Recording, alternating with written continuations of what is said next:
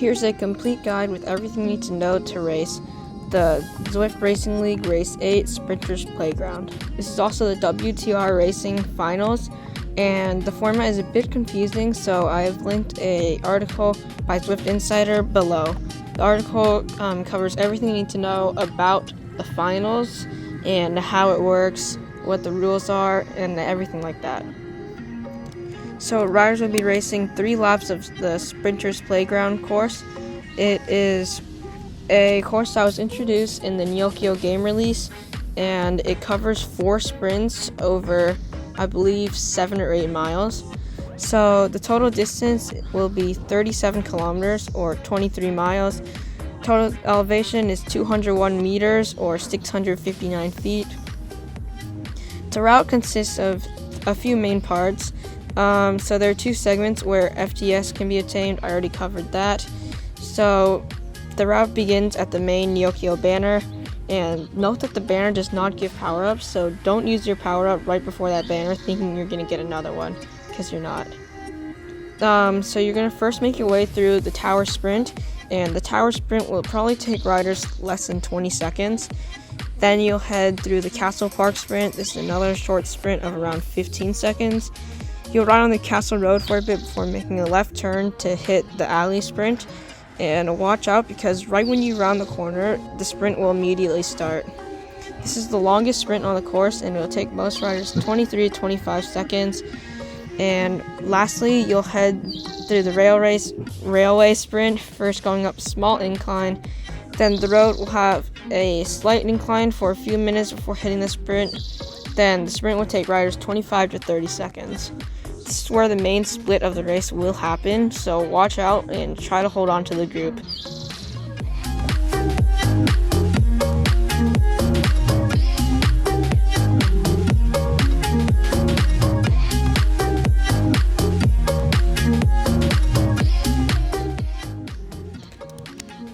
For this race, there are a lot of opportunities to get points. The thing about this race is some segments have FTS, some have FAL. It all depends on the segment. So the segments that do have FTS are the alley sprint and the railway sprint. The FAL points can be scored at the tower sprint and Castles Park sprint, alley sprint, and railway sprint. So I believe that's all the sprints that you can get FAL, but you can only get FTS for the alley sprint and the railway sprint.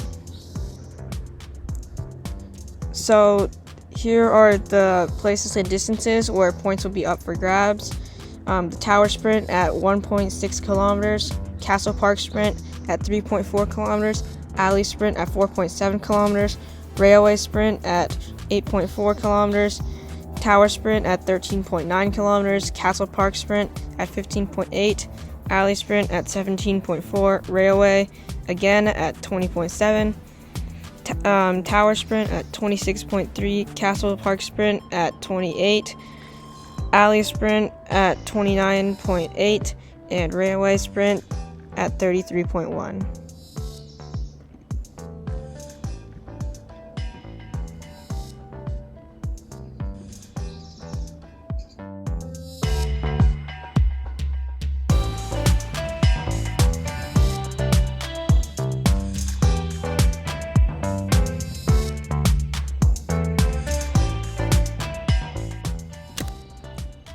Okay, time to discuss tactics.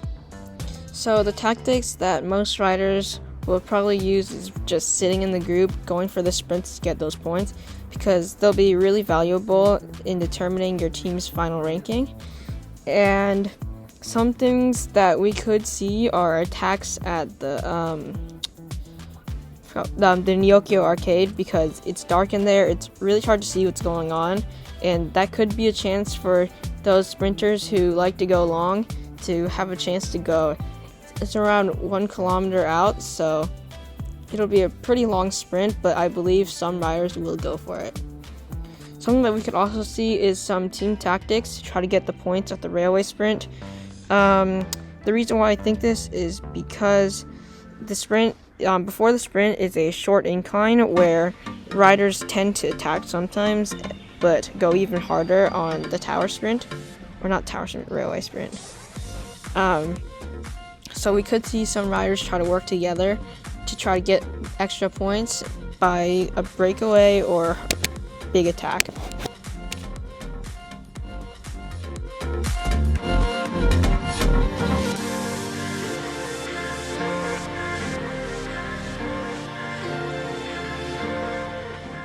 So for bike choice for this course will probably be the most aerodynamic bike you have because of how flat the race is, and the race will be mainly focused on sprints, and the finishing sprint is really flat.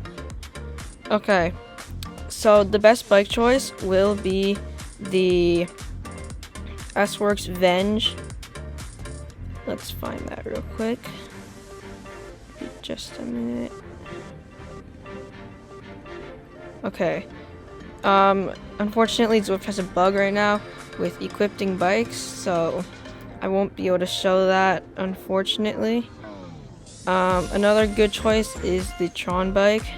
I can't show that either, but I'm sure most of you know what that looks like, called the Concept Z1 in Zwift. And yeah, that's pretty much it for bike choice.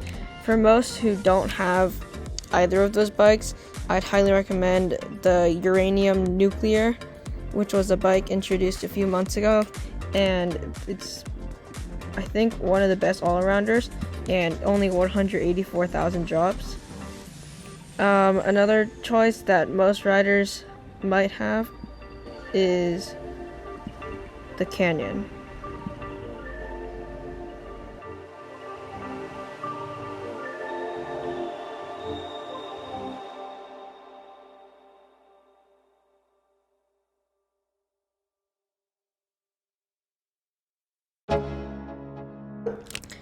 I don't think power-ups will be given out on this race due to the bugs, but there is a chance that Zwift may have fixed it before this race.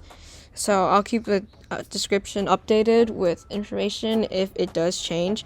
But as of now, I don't think power-ups will be used because WTR website, there are no power-ups listed.